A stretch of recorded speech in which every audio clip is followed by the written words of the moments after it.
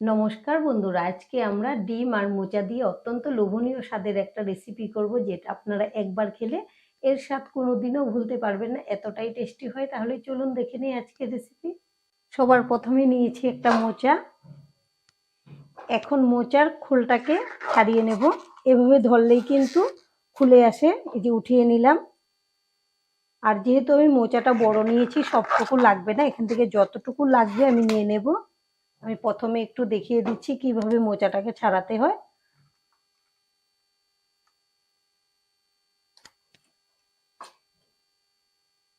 একটা নিয়ে নিলাম আর এভাবে বের করে নেব। এই যে শক্ত কাঠির মতো আছে, এটাকে বের করে নেব। আর এখানে একটা পর্দার মতো রয়েছে, এটাকেও বের করে নেব।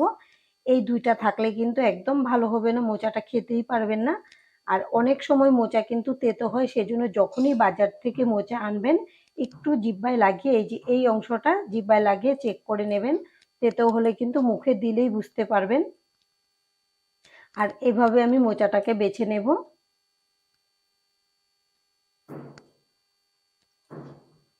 আমি যতটুকু মোচা লাগবে বেছে নিয়েছি। আর দেখুন, মোচার থেকে এতটুকু রয়ে গেছে, এটা দিয়ে আরেকটা রেসিপি হয়ে যাবে। এখন আমি মোচাটাকে কেটে নেব।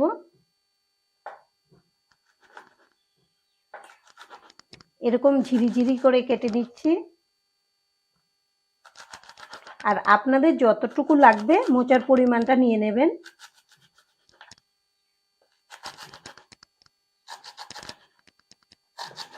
মোচাগুলোকে কেটে নিয়েছি আর এভাবে আমি সবটুকু কেটে নেব। এখন আমি মোচাগুলোকে ধুয়ে নেব। মোচা তো ভেতর থেকে খুব পরিষ্কার থাকে, সেজন্য একবার ধুয়ে নিলেই কিন্তু হয়ে যাবে। আমি এভাবে ধুয়ে নিচ্ছি, জলটাও ঝরে যাবে। আর এদিকে মোচাগুলোকে সেদ্ধ করার জন্য চুলায় একটা কড়াই বসিয়েছি, দিয়েছি জল, দিয়ে দেব সামান্য লবণ আর দেব হলুদের গুঁড়ো। এখন মোচাটাকে দিয়ে দেব।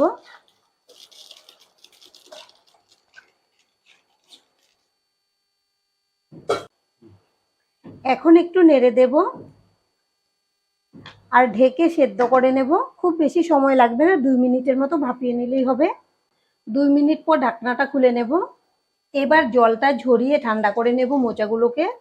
এখন চুলায় একটা কড়াই বসিয়েছি, কড়াইটাকে গরম করে নিয়েছি, দিয়ে দেব সর্ষের তেল। আর আজকে আমরা রান্নাটা সর্ষের তেলে করব, আপনারা চাইলে সাদা তেলেও করে নিতে পারবেন। এবার দিয়ে দেব সামান্য লবণ আর দেব হলুদের গুঁড়ো। এখন তেলটাকে নেড়ে দেব। আর এখানে আমি আলু এরকম ছোট ছোট করে কেটে নিয়েছি, দিয়ে দেব তেলের মধ্যে। আর আলুগুলোকে খোলা অবস্থায় নেড়ে চেড়ে ভেজে নেব। চুলার ফ্লেমটা হাইতে রেখেছি, তাহলে আলুগুলো খুব সুন্দর করে তাড়াতাড়ি ভাজা হয়ে যাবে। আলুগুলোকে নেড়ে চেড়ে লাল লাল করে ভেজে নিয়েছি। এবার তেলটা ঝরিয়ে তুলে নেব। আর আমাদের আলুগুলো মোটামুটি 60% মতো সেদ্ধ হয়ে গেছে।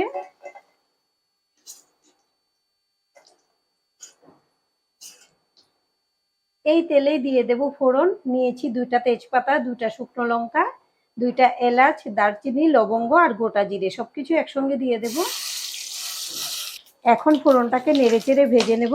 তেলের পরিমাণটা আপনাদের পছন্দ অনুযায়ী কম বেশি করে দিয়ে দেবেন। ফোড়নটাকে মোটামুটি 30 সেকেন্ডের মতো ভেজে নিয়েছি, খুব সুন্দর একটা সেন্ট বেরিয়েছে। এবার দিয়ে দেব কুচানো পেঁয়াজ। অল্প একটু পেঁয়াজ রেখে দিয়েছি, এটা আমাদের পরে লাগবে। পেঁয়াজগুলোকে নেড়ে চেড়ে লাল করে ভেজে নেব। আর পেঁয়াজগুলোকে খুব মিহি করে কুচিয়ে নিয়েছি। পেঁয়াজগুলোকে 2 মিনিটের মতো নেড়ে চেড়ে ভেজে নিয়েছি। এবার দিয়ে দেব কুচানো কাঁচা লঙ্কা। ঝালের পরিমাণটা আপনারা যেরকম খেতে পছন্দ করেন সেই বুঝে কম বেশি করে দিয়ে দেবেন। আর দিয়ে দেব আদা কুচি। আপনারা চাইলে এখানে আদা আর কাঁচা লঙ্কাটাকে শিলে বেটেও দিতে পারেন। এখন নেড়ে চেড়ে ভেজে নেব যেন এর কাঁচা সেন্টটা চলে যায়। আদা আর কাঁচা লঙ্কা কুচি দিয়ে মোটামুটি 2 থেকে 3 মিনিটের মতো ভেজে নিয়েছি। কালারটাও চেঞ্জ হয়ে গেছে। এবার দিয়ে দেব টমেটো কুচি। আপনারা চাইলে এখানে টমেটো পেস্টও দিতে পারেন। দিয়ে দেব স্বাদ অনুযায়ী লবণ। এবার নেড়ে চেড়ে ভেজে নেব। আর টমেটো দেওয়ার সঙ্গে সঙ্গে লবণটা দিয়ে দিলাম, তাহলে টমেটো খুব তাড়াতাড়ি সেদ্ধ হয়ে যাবে। এবার ঢেকে দেব। টমেটো সেদ্ধ হতে থাক, এদিকে একটা মশলা রেডি করে নেব। নিয়েছি জিরে গুঁড়ো, ধনে গুঁড়ো, হলুদ গুঁড়ো, ঝাল লঙ্কার গুঁড়ো, আর সুন্দর কালারের জন্য দেব কাশ্মীরি লঙ্কার গুঁড়ো। এবার জল দিয়ে মশলাটাকে গুলিয়ে নেব। আর একটু জল লাগবে। আর যে কোনো রান্না বাটা মশলায় করলেই কিন্তু বেশি ভালো হয়, তবে যদি গুঁড়ো মশলায় করতে চান তাহলে এভাবে একটু মশলাটা গুলিয়ে দেবেন, তখন কিন্তু রান্না করার সময় কড়াইতে লেগে যাবে না, আর মশলাটা ভাজতেও খুব সুবিধা হবে। আমাদের মশলাটা গুলানো হয়ে গেছে। 2 মিনিট ঢেকে রান্না করে নিয়েছি, এখন ঢাকনাটা খুলে নেব। এখন কিন্তু টমেটো খুব ভালো করে সেদ্ধ হয়ে গেছে, হালকা চাপ দিলেই ভেঙে যাচ্ছে। একটু নেড়ে চেড়ে মিশিয়ে নেব। এবার দিয়ে দেব গুলিয়ে রাখা মশলা। এখন মশলা নেড়েচেড়ে খুব ভালো করে ভেজে নেব, যেন মশলার কাঁচা সেন্টটা চলে যায়।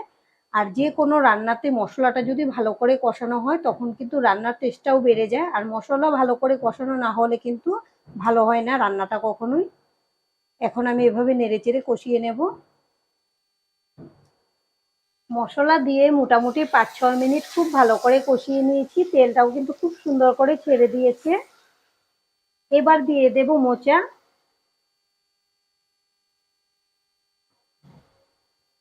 সঙ্গে দিয়ে দেব ভেজে রাখা আলু। এখন মশলার সঙ্গে কষিয়ে নেব।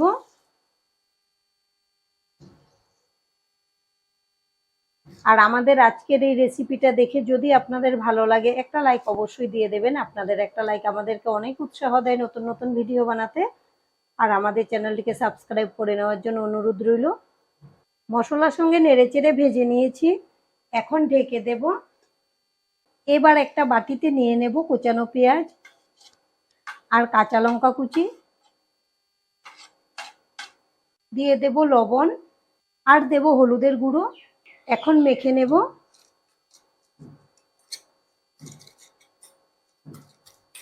আপনারা চাইলে হাত দিয়েও মেখে নিতে পারেন, যেভাবে সুবিধা হয় করে নেবেন। আর এখান থেকে নিয়ে নেব ডিম।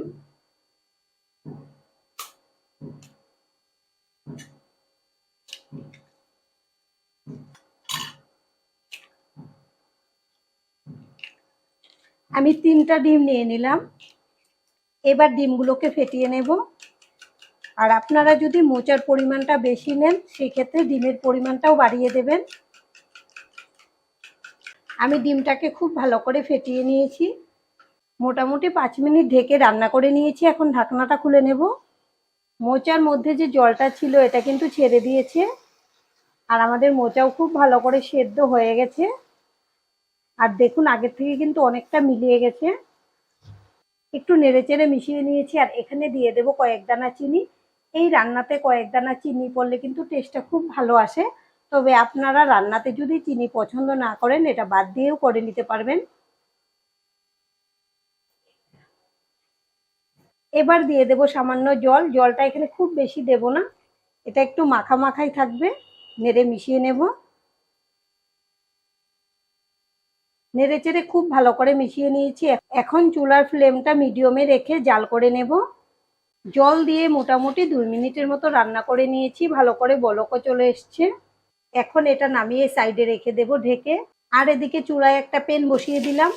প্যানটাকে ভালো করে গরম করে নিয়েছি, এখন দিয়ে দেব সামান্য তেল। তেলের পরিমাণটা এখানে খুব বেশি লাগবে না। একটু নেড়ে মিশিয়ে নেব। এবার ডিমটা দিয়ে দেব।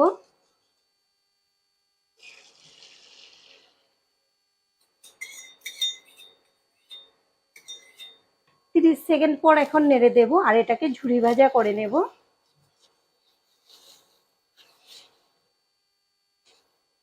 আমি ডিমটাকে খুব ভালো করে নেড়েচেড়ে ঝুরি ভাজা করে নিয়েছি। এবার দিয়ে দেব মোচা, আর দিয়ে দেব গরম মশলার গুঁড়ো। এখন নেড়েচেড়ে মিশিয়ে নেব। আর এই রান্নাটা মাখামাখাই রাখতে হবে, তাহলে কিন্তু ভীষণ ভালো লাগে।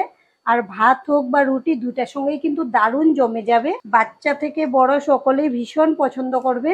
খুব ভালো করে নেড়েচেড়ে মিশিয়ে নিয়েছি। এবার আমাদের রান্নাটা একদম রেডি পরিবেশনের জন্য। এভাবে আপনারা বাড়িতে বানিয়ে খেলে আশা করছি খুব ভালো লাগবে। আর আজকের ভিডিওটা এখানেই শেষ করব। সবাই ভালো থাকবেন, সুস্থ থাকবেন। ধন্যবাদ।